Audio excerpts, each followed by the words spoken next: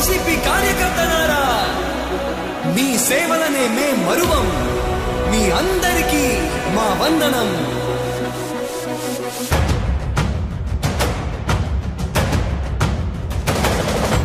రాణి భగ భగ చావే ఎదురుగా అయినా అదరని ధైర్యంలా, లక్ష్యం మరువక పంతం విడువక యుద్ధం గెలిచెను సైన్యంలా.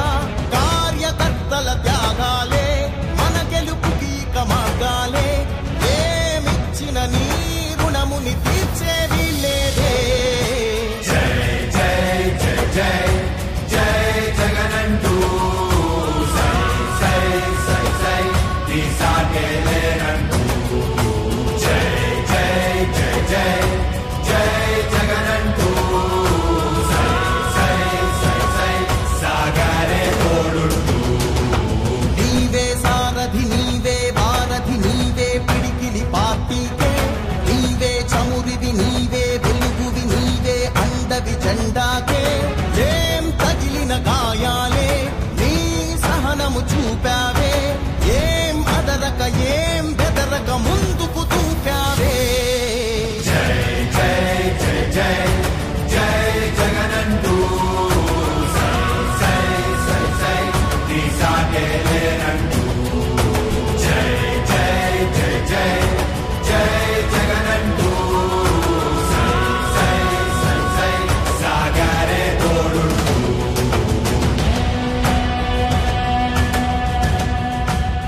ప్రతి ఇంటి గడపని తొక్కినదే, ప్రతి ఓటుని ఒడుపుగా పట్టినదే, మన గుర్తుని చరితగా చెక్కినదే. ఒంగోలులోని 3వ డివిజన్కు నూతన అధ్యక్షులుగా గున్నా అమర్బాబు నియామకమైన సందర్భంగా ఏర్పాటు చేసిన నాయకులు కార్యకర్తల ఆత్మీయ సమావేశంలో ఒంగోలు నియోజకవర్గ ఇన్ఛార్జ్ చుండూరి రవిబాబు పాల్గొని గున్నా అమర్బాబుకు పార్టీ కండువ ధరింపజేసి డివిజన్ ప్రజలకు పరిచయం చేశారు. ఈ కార్యక్రమంలో టౌన్ ప్రెసిడెంట్ కఠారి శంకర్, ఇమ్రాన్, నగర కంటి శ్రీనివాస్, మేరీ కుమారి, ప్రసన్న, భూమిరెడ్డి రమణమ్మ, ఖాదర్ మరియు భారీ సంఖ్యలో వైసీపీ నాయకులు కార్యకర్తలు పాల్గొన్నారు. సంతోషం. 3వ డివిజన్లో పార్టీ చాలా స్ట్రాంగ్, అది అందరికి తెలుసు. అయితే నాయకుడు పోయాక ఏదో వెళుతుందన్నట్టుగా ఒక వాతావరణం టౌన్లో అక్కడక్కడ కొంతమంది వాళ్ళు దోతులు ఉంటారు కదా, ఆ గ్యాప్ కనిపించాలని ప్రయత్నం చేస్తూ ఉంటారు. ఇది జగనన్న సైన్యం, ఏ ఒక్కరి సైన్యం కాదు, జగనన్న సైన్యం. జగనన్న నాకు పిలిచి చెప్పింది ఏంటంటే, మన పార్టీకి అండగా కార్యకర్తలు ఉన్నారు, వాళ్ళకి అండగా నన్నుండమని ఆదేశించారు. మీ అందరికీ తోడుగా ఏ కష్టం వచ్చినా నష్టం వచ్చినా, ఈ కష్టకాలంలో ఎవరికే ఇబ్బంది జరిగినా జగనన్న తరఫున నేను మీకు అండగా ఉంటానని ఈ సందర్భంగా తెలియజేస్తాను.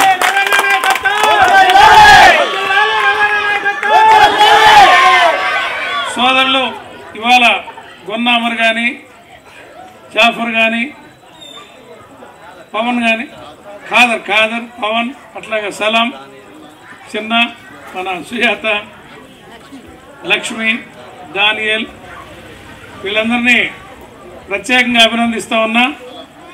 బాధ్యత తీసుకొని రేపు బూత్ కమిటీలు అంటే ఏదైనా ఓట్లు అవతల దొంగ ఓట్లు ఉంటే మనం తీసేపీయటం, మన ఓట్లు ఏమన్నా కొత్త ఓట్లు చేర్పించుకోవాలంటే చేర్పించుకోవటం, వెరిఫికేషన్ మీరంతా చేసి కాస్త మీ వంతు నిఘాగా పార్టీకి అండగా ఉండాలి. ఎన్నికల్లో మీరు చాలా ప్రధాన పాత్ర. అదేవిధంగా శంకర్ కూడా చాలా నమ్మకంతో అమర్ మీద నాకు చెప్తా వచ్చాడు, అన్న గట్టి కుర్రాళ్ళు మనం నమ్మకంగా పెడితే వాళ్ళు చాలా విశ్వాసంగా పనిచేస్తారు, వాళ్ళే ఈ డివిజన్లో అంతా పనిచేసుకుంటూ వచ్చారు ఇన్నాళ్ళు బట్టి, మనం వాళ్ళు ప్రోత్సహిద్దామంటే నేను కూడా పూర్తి భరోసాతోటి మిమ్మల్ని చూశాక, ఇక్కడికి వచ్చి మిమ్మల్ని చూశాక నాకు కూడా పూర్తి విశ్వాసం కలిగింది. తమ్ముళ్ళు, మీరు వాళ్ళకి అండగా ఉండండి, మీకు నేను అండగా ఉంటా, నాకు జగనన్న అండగా ఉంటాడు. ఇది ఒక చైను, అందరమే జగనన్న సైనికులవి. జగన్మోహన్ రెడ్డి గారు ఈ కులం సలాం చెప్పినట్టుగా కులం మతం భేదం లేకుండా ప్రతి ఒక్కరూ తన వాళ్ళు అనుకోని రాష్ట్రంలో అందరికీ సమానంగా అన్ని అవకాశాలు ఇస్తే ఇవాళ వచ్చిన కూటమి ప్రభుత్వం వైఎస్ఆర్ పార్టీ వాళ్ళకి చేయదంట, వాళ్ళకే చేస్తారని చెప్పి చంద్రబాబు నాయుడు నిస్సిగ్గుగా చెప్తున్నాడు. ఎవరబ్బ సొమ్ము వాళ్ళకి చేసుకోవడానికి అంటే ఇది ఒక మాట. అసలు ఆయన చేస్తుందేమీ లేదు, కానీ వాళ్ళకి చేయం మీకే చేస్తానని మళ్ళీ వాళ్ళని మభ్య పెట్టడం ఎదురు పడకుండా. అసలు ఎవరికన్నా ఏ పథకం అన్నా వచ్చిందో అలా పెన్షన్ తప్ప ఎవరికి ఏం చేయట్లా. ఆకాశంలో చుక్కలు చూపిస్తున్నాడు. ముందేం చెప్పాడు ఎన్నికల్లో, నేను తెలివైన వాడిని, చాలా పరిశ్రమలు తీసుకొస్తాను, ఈ రాష్ట్రంలో సంపద సృష్టిస్తాను, ఆ సంపదని పేదలందరికీ పంచి అందరినీ లక్షాధికారులు అంటే జగన్మోహన్ రెడ్డి లక్షాధికారులు చేసేసాడు. ప్రతి కుటుంబానికి 1,00,000 కాడికి 5 ఏళ్లలో అందరు లక్షాధికారులు. అందుకని కోటీశ్వరులు చేస్తా అన్నాడు. కోటీశ్వరులు చేస్తానంటే జనం పాపం కొంతమంది నమ్మారు. ఇవాళ వేదిక ఆయన ముఖ్యమంత్రి అయ్యాక సంపద ఎట్ట సృష్టించాలో ఎవరన్నా సలహాలు చెప్పమని అడుగుతున్నాడు. అంటే మనం ఎవరన్నా సలహాలు చెప్తే ఆయన సృష్టిస్తాడంట, ఆయన తీసుకొచ్చి మనకు పంచుతాడంట. ఇంతకంటే పచ్చి పోటుకు ఏమన్నా అర్థం చేసుకోవాలి. ఇది కాలాతీతం. వాళ్ళ కుర్చీలో కూర్చొని కాలవెళ్ళ పూడ్చుకుంటూ వాళ్ళ అన్నాయిలు దోచుకోవడానికి అవకాశం దొరికింది. ప్రజలను గాలి వదిలేశారు. ఇవాళ ఆరోగ్యశ్రీ లేదు. హాస్పిటల్లో పోతే ప్రభుత్వం ఏ వైద్యానికి ఆరోగ్యశ్రీ మేము చేర్చుకోమని చెప్పి హాస్పిటల్లన్నీ చెబుతున్నాయి. గవర్నమెంట్ హాస్పిటల్ పోతే సరైన సదుపాయాలు ఉండవు, డాక్టర్లు ఉండరు, ఆరోగ్యం గాలికి వదిలేశారు. పిల్లల్ని మీరందరూ బడికి పంపించుకుంటే ఇంతకుముందు జగన్మోహన్ రెడ్డి గారు చెప్పాడని నెల డబ్బులు అదే సంవత్సరానికి ఒకసారి అమ్మఒడి వస్తుందని. అంటే ఈయన ఎంతమంది పిల్లలుంటే అన్ని 15 ఏళ్ళు ఇస్తా అన్నాడా? అసలు ఒక్క 15 ఏళ్ళు ఇచ్చాడా? ఇప్పటికి ఒక్క 15 ఏళ్ళు కూడా ఇవ్వకపోతే నాకు తెలిసి నేను చాలా మందిని విచారిస్తే 4వ తరగతి అయిపోయింది అనుకో 5వ తరగతిలో చేర్చాలా. పిల్లలు పాత ఫీజు కట్టదు, మేము 5వ తరగతి చేర్చమంటారు, లేదా 6వ తరగతి చేర్చమంటారు. అందుకని పేద వర్గాలు 5 రూపాయల వడ్డీలు తీసుకొచ్చి ఆ స్కూళ్ళలో ఫీజులు కట్టుకునే పరిస్థితి. ఈ చంద్రబాబు నాయుడు గతంలో కూడా ఇట్టే చెప్పాడు, రుణమాఫీలు చేస్తానని. డాక్రా రుణాలన్నీ రద్దు చేస్తా అన్నాడు. చివరికి వచ్చి నేను చెప్పాను అన్నాడు. అంటే అతను ఆడిన మాట మర్చిపోతారు ప్రజలు అనే ఉద్దేశంతో అతను నెట్టుకొస్తా ఉంటాడు. ఈ కాలం గడుపుతూ ఈ 4 ఏళ్ళు వాళ్ళు దోచుకోవడానికి సరిపోద్ది. అయితే మీ జోలికి రాకుండా, మన పార్టీ కార్యకర్తల జోలికి రాకుండా, అవకాశాలు ఏమైనా ఉంటే అందరితో సమానంగా మీకు అడ్డుకుంటే వాటన్నిటికీ మేము భరోసాగా ఉంటామని సందర్భంగా తెలియజేస్తున్నాం. మన కార్యకర్తలు ఉంటారు, ఒకరికి ఇచ్చి మన వాళ్ళకి ఆ అర్హత ఉండి రాకపోతే మేము ఒప్పుకోం. మన వాళ్ళందరూ మీకు తోడుకుంటారు, వాళ్ళు మా దృష్టికి తీసుకొస్తారు, మేము మీకు అండగా నిలబడతామని సందర్భంగా చెప్తున్నా. అనవసరంగా మీ జోలికి ఎవరిని వస్తే కూడా మీరెవరిని ఏమనొద్దు. మీ జోలికి వస్తే మీరెవ్వరు ఊరుకోవద్దు, మాకు చెప్పమని మేము మీ అంటే ఉంటామని సందర్భంగా చెప్తూ, పార్టీకి ఈ కష్టకాలంలో మీరు కూడా ఉన్నందుకు, అంటే సంవత్సరం కూడా కాల జగనన్న ఎప్పుడు వస్తాడని ఎదురు చూస్తున్నా మనందరి కళలో ఊరగబోం. అత్యధిక మెజార్టీతో జగన్మోహన్ రెడ్డి గారు త్వరలో ఎప్పుడు ఎన్నికలు వస్తే అప్పుడు ముఖ్యమంత్రి అవుతాడు. పేద బడుగు బలహీన వర్గాల కోసం ఆయన ఎట్లా పనిచేశాడో అంతకంటే రెట్టించిన ఉత్సాహంతో రేపు పనిచేస్తాడు. రేపు అదనంగా కార్యకర్తలకు కూడా గౌరవించి కార్యకర్తల ద్వారా పరిపాలన చేస్తాడు. కాబట్టి ఇది మనందరం సంతోషించదగిన విషయం. మనందరికి కూడా బలం ఉంటుంది అని ఈ సందర్భంగా తెలియజేస్తూ, మీరందరికీ మరీ అభినందిస్తూ ఇక్కడ చేసి ఆశీర్వదించడం మీ అందరికీ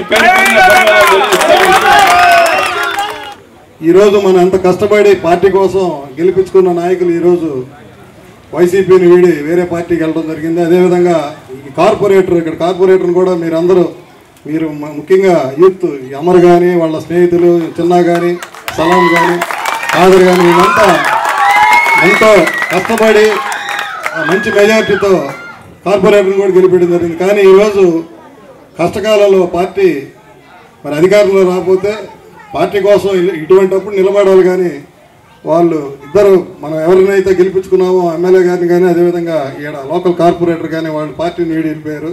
అది చాలా బాధాకరం. అయినా కూడా మీరంతా జగన్మోహన్ రెడ్డి గారి మీద అభిమానంతో, వైఎస్ఆర్ కాంగ్రెస్ పార్టీ మీద అభిమానంతో మీరందరూ పార్టీ కోసం నిలబడి ఈరోజు ఈ కార్యక్రమం చేయటం చాలా ఆనందం. అదేవిధంగా మరి రవి గారి ద్వారా కూడా మేము మీ అందరికీ మా తరపున కృతజ్ఞతలు తెలియజేస్తున్నాం. తప్పకుండా కూడా పార్టీకి ఈరోజు గతంలో చూసాం, మీ యూత్ అంతా కూడా ఎంతో కష్టపడ్డారు. ఎలక్షన్ అప్పుడు మేము వచ్చేవాళ్ళం కదా, మీ కష్టం అంతా చూసాం. కానీ ఈ గత 5 ఏళ్లలో మనం కష్టపడినంత మనకి న్యాయం జరగలేదని అందరూ బాధపడుతున్నారు. ఇప్పుడు మనం ఏ డివిజన్ పోయినా అదే ప్రాబ్లం. 9వ డివిజన్ కూడా స్టార్టింగ్ నుంచి ప్రతి కార్యకర్త కూడా పార్టీ కష్టపడిన కార్యకర్త మాకు నిజంగా ఈ 5 ఏళ్ళు గత 5 ఏళ్లలో పార్టీ గవర్నమెంట్లో ఉన్నా కూడా మాకు న్యాయం జరగలేదని అందరు చెప్తున్నారు. 50వ డివిజన్ కన్వీనర్ సలాం గారిని ముందు వచ్చి కూర్చోవాలి. రాబోయే ఎమ్మెల్యే చుండూరి రవణ గారికి నా ధన్యవాదాలు. అలాగే మా అధ్యక్షుడు కటారి శంకరన్న గారికి ధన్యవాదాలు తెలియజేస్తున్నాను. నన్ను నమ్మి నాకు ఈ డివిజన్ అధ్యక్షుడిగా బాధ్యత తెలిసినందుకు చాలా సంతోషంగా భావిస్తున్నాను. అలాగే నిత్యం నాకు నా వెన్నంటుంటా నా స్నేహితులైన ఖాదర్, దానిలు, చిన్నన్న, బాబు, సలాం, పవన్ వాళ్ళందరికీ నా కృతజ్ఞతలు తెలియజేసుకుంటున్నాను. అన్న మీకు ఒకటే మాటిస్తున్నాను, ఎన్నిక ఏదైనా సరే మా 3వ డివిజన్లో 2000 మెజార్టీ తగ్గకుండా చూసిన బాధ్యత మాది.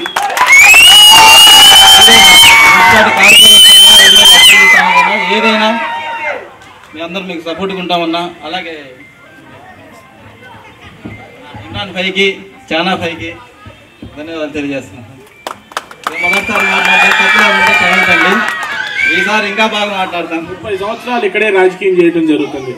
మరి ఎన్నో ఆశలు అవకాశాలు మనకి చెప్పి ఇక్కడ అవన్నీ అమలు పరచలేక ఉన్నటువంటి ఆనవాళ్ళు ఉన్నటువంటి దీంట్లో మరీ ప్రత్యేకంగా ఈ మాస్ డివిజన్లో నేను మీకున్నానని చెప్పి భరోసా ఇవ్వటం అనేది చాలా అంటే చాలా గొప్ప విషయం.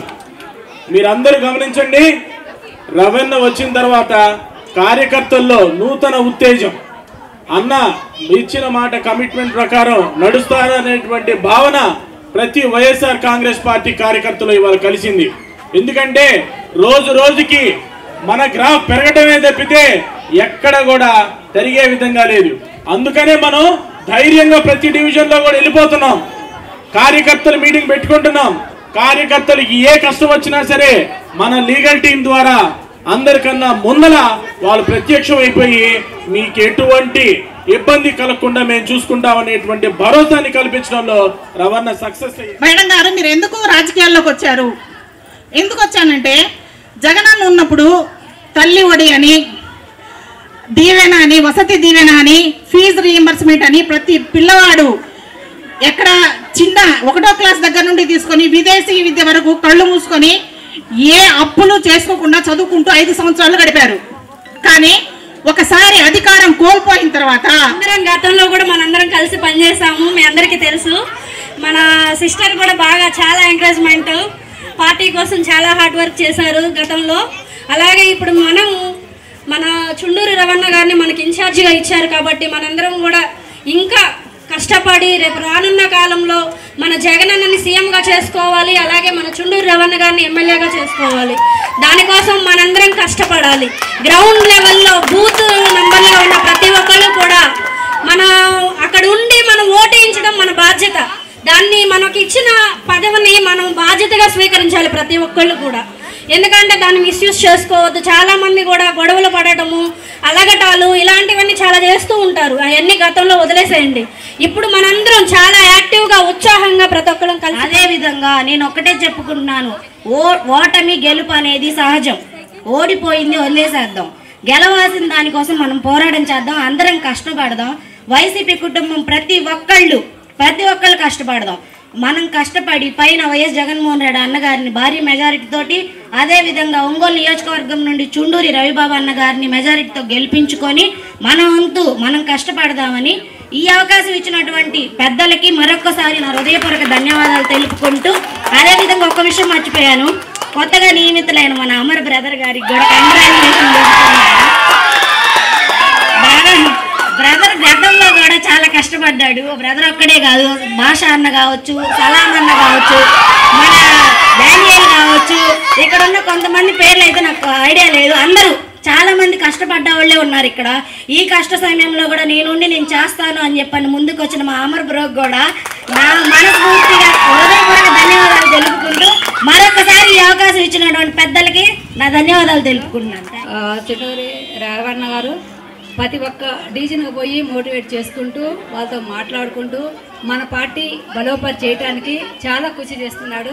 అలాంటి మంచి వ్యక్తి తోడు అందరూ కూడా అన్న వెనక ఉండి ఆయన అడుగులు నడుచుకుంటూ ఆయన మాటకి గౌరవించుకుంటూ అలానే మన ప్రతి ఒక్కరిని కూడా ప్రతి ఇంట్లో 4 ఓట్లు ఉంటాయి. ఆ 4 ఓట్లు దడుగా ఇంకో 10 ఓట్లు కూడా మనము తయారు చేసుకోవాలి. ఆ అన్న ఎలా చెప్తారంటే మీరు కూడా అందరూ బలపరచాలి. మనం అందరూ కూడా తిరిగి ప్రతి డివిజన్లో కూడా ఒకరింటికి కూడా మనమే చేసుకోవాలి. ఎందుకంటే మన ఇంటి పక్కల వాళ్ళకి మనం చెప్పుకోవాలి. అట్లనే ఒక ఇంటికి బలపరుచుకోవాలి. ఓటుకి మనం బలపరి చేసుకుంటూ మాట్లాడుకుంటూ మనం ప్రేమగా చేసుకుంటుంటే నెక్స్ట్ వచ్చేది అఖండ విజయం తోటి మన చిండూరన్న గెలుస్తాడు. అలానే జగన్మోహన్ రెడ్డి ముఖ్యమంత్రి అవుతాడు. రవణ అంటే మేము దగ్గరగా చూసాం. ఎందుకంటే మంగమ్మ కాలేజీలో చదివిన ప్రతి ఒక్క విద్యార్థికి చుండూరు రవణ గురించి తెలిసింది అనమాట. కంపల్సరిగా రవణ ఏంటంటే చేతల మనిషి, మాటల మనిషి కాదు, చేతల మనిషి. ఆయన చెప్పే ఏ కార్యక్రమం కూడా ఏదైనా సరే మీరు గమనించుంటే ఒంగోలు టౌన్లో మనం ప్రతిపక్షంలో ఉండి కూడా ఒంగోలు టౌన్లో మనం అది పెద్ద కార్యక్రమాలు చేస్తాం జిల్లా స్థాయిలో. ఒకటి విద్యార్థులకు సంబంధించి ఫీజు పోరు, అట్లాగే కరెంటు ఛార్జీల మీద పెద్ద ధర్నా చేసాం, అట్లాగే రైతు సమస్యల మీద కూడా మనం పెద్ద కార్యక్రమం చేసాం. ఇవన్నీ కూడా చుండూరు రవణ నాయకత్వంలో జరగడం కూడా చాలా గర్వకారణంగా నేను ఫీల్ అవుతున్నాను. పోతే మీరందరూ అనుకోవచ్చు లీగల్ సెల్ అంటున్నారు, లాయర్లు అంటున్నారు, అసలు ఏంటి పార్టీకి దీనికి సంబంధం అనుకోవచ్చు. పార్టీకి వచ్చేటప్పటికి కార్యకర్తల మీద ఎటువంటి అక్రమ కేసులు పెట్టినా ఈ రోజుల్లో ఏంటంటే ఇష్టం ఒకటేనండి. మాకైతే మాత్రము గతంలో కష్టపడ్డాం. మాకు స్టేజ్ మీద ఎక్కి మాట్లాడే స్థాయి కూడా కలిపిలేదు ఎవరు మాకు, గత నాయకులు కానీ వాళ్ళ కింద పనిచేసిన వాళ్ళు కానీ.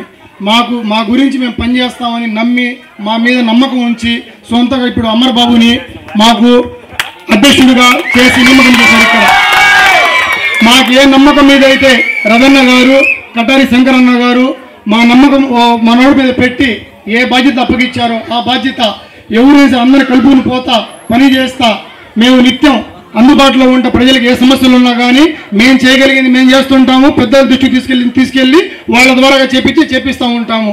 మాకు నమ్మి ఈ అవకాశాన్ని మా అన్న మాకు ఇచ్చాడు. రవణ కానీ శంకరన్న కానీ మా మీద నియమించినటువంటి మా మిత్రుడు గున్నా అమరబాబుకి ధన్యవాదాలు తెలుస్తున్నాను. కానీ ఒకటే మాట అన్న శంకరన్న, నేను ఒకటే చెప్తున్నా, మా అమరుని చాలా మంది ఈ పదవి రాకుండా చేయాలని చాలా మంది ఎన్నో ప్రలోభాలు చేయాలని చూశారు. కానీ మీ ఆదేశాల మేరకు కానీ ఆ రవణ మీరు చాలా కష్టపడి మాకు ఇచ్చారు. ఆ పదవి మాకు మా అమరుకి ఇచ్చారు కాబట్టి దాన్ని మేము సద్వినియోగం చేసుకొని ఇక్కడ జరిగేటువంటి గున్నా అమర్ గారికి ఈ పదవిని అలంకరించినందుకు చాలా సంతోషంగా ఉంది. నేను చెప్పిన మాట ప్రకారం, జగనన్న చెప్పిన మాట ప్రకారం అందరూ కలిసికట్టుగా ఈ పార్టీ కోసం శ్రమించి కృషి చేసి అత్యధిక మెజార్టీ మళ్ళీ చూపిస్తామని 3వ డివిజన్లో సభాముఖంగా తెలియజేస్తున్నాము. ఇంకొక విషయం ఏంటంటే, మనకి ఏదైనా ఇబ్బంది వచ్చినప్పుడు మనం అనుకుంటాం మనకి వాళ్ళ వల్ల ఇది వీళ్ళ వల్ల ఇద్దని. కానీ జగనన్న ఎప్పుడూ చెప్పారు, నేను ఉన్నాను, నేను విన్నాను, నేను చూశాను, 3 మాటలు అన్నారు. అదే విధంగా మన ఒంగోలుకి పరిచయం చేసి రవణ గారికి మన ముందు మమ్మల్ని చూపించారు.